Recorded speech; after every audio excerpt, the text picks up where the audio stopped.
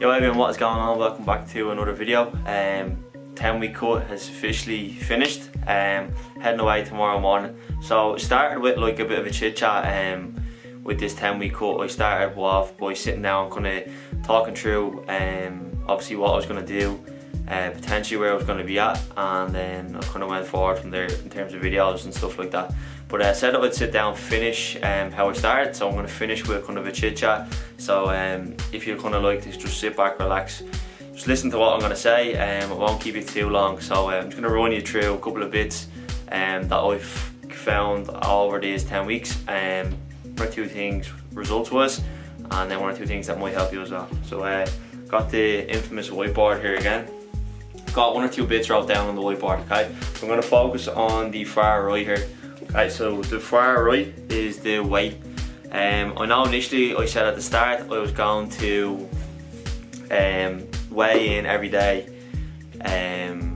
base it over a week, and then see if there was a general kind of weight loss, and then went from there. But decided against that, to be honest. Never got around to it at the start, and then initially I just was like, I don't really fancy getting up every morning, weighing myself, and then kind of feeling down if I'm not at a certain weight or stuff like that. So we end up getting this thing called InBody in the gym. It's like the closest thing you can get to a DEXA scan. So every 4 weeks we got it in. If you can see here, I have week 1, week 4, week 8 and week 12. Now you're probably thinking, it was only a 10-week cut, where you're getting the 12 weeks from. So when we first got it in, I was at maintenance, so I hadn't started the 10-week cut. So that was the first result I got on it. So that's why I'm putting that in. So week 1, if you're looking here, my weight was like 79 kilo. It was 11.5% body fat. So that was initially 2 weeks before I started the cut. Then 2 weeks into the cut, my weight had dropped to 76.3. Body fat had dropped down to 9.8% body fat.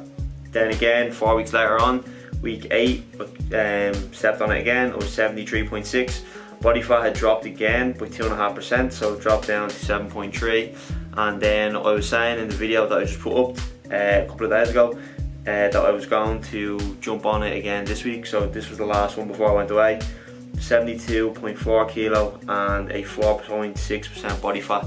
So I was below 5% when I stepped on it the other day, so which I was very delighted with. I'd set out to just get below 10%, so I was pretty happy that I managed to actually get underneath 5%. I was actually delighted to say the least. So overall, body weight went down by 6.5 kilo, and then body fat went down by 7%. Now SMM, and you're probably thinking, what does that mean? So skeletal muscle mass, so the amount of muscle I had in my body. So I had like 40.1 kilo at the very start.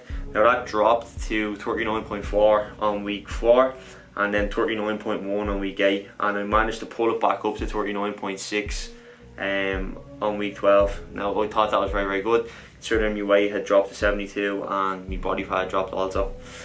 Then if we move across then, so weight out of the way. So yeah, we dropped weight, dropped body fat, overall delighted how I look physically, visually, and mentally. It helped me a lot that I wasn't stepping on the scales day in, day out. So this helped a lot. I was just lucky that I was able to obviously avail of the InBody when we had it. But yeah, moving on. In the middle here is training. So it was either 5 to 6 days per week. Additionally, I said I wasn't going to do cardio because I didn't enjoy it. Found in the last 2 weeks I've added it in, I started to enjoy it. Just opted for different machines. So Stairmaster, Watt Bike, the Watt Bike, just different bits and pieces. Just kept it interesting enough. As I said, only done it for 2 weeks.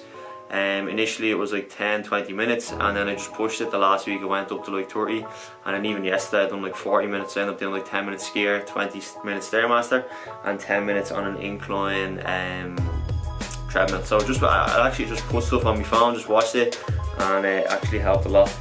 Then below this I kept my strength and main movements. I kept a good bit of strength. Actually, I initially thought the strength would drop. It did a small percent, but initially I actually kept a lot of strength. As you can see, I pulled my muscle mass up a little bit more. That was just through keeping that 5x5 block at the very beginning for 6 weeks. Then I dropped to like a 4.6, no sorry, not 4.6, 4x6 between week 6 and week 8. So that was with the squats and bench press, and then chin ups as well. And then I initially then bumped it up for week 8 to 10 to a 4x8 just to get a little bit more volume in, and then obviously just to try and push myself that extra bit more. Supersets and drop sets were added in regularly, so what I usually do is I'll get like the first main 2 or 3 lifts in, and then I'll start to add in supersets, drop sets just to get that sweat on, and just to up the calorie output as well. Then calories here, so calories are under control on a weekly basis, day in, day out. If we went slightly over on one day, I pull it back the next, and vice versa. The way I done it was I dropped 200 calories every 2 weeks. That seemed to work perfectly fine for me, mostly through carbs.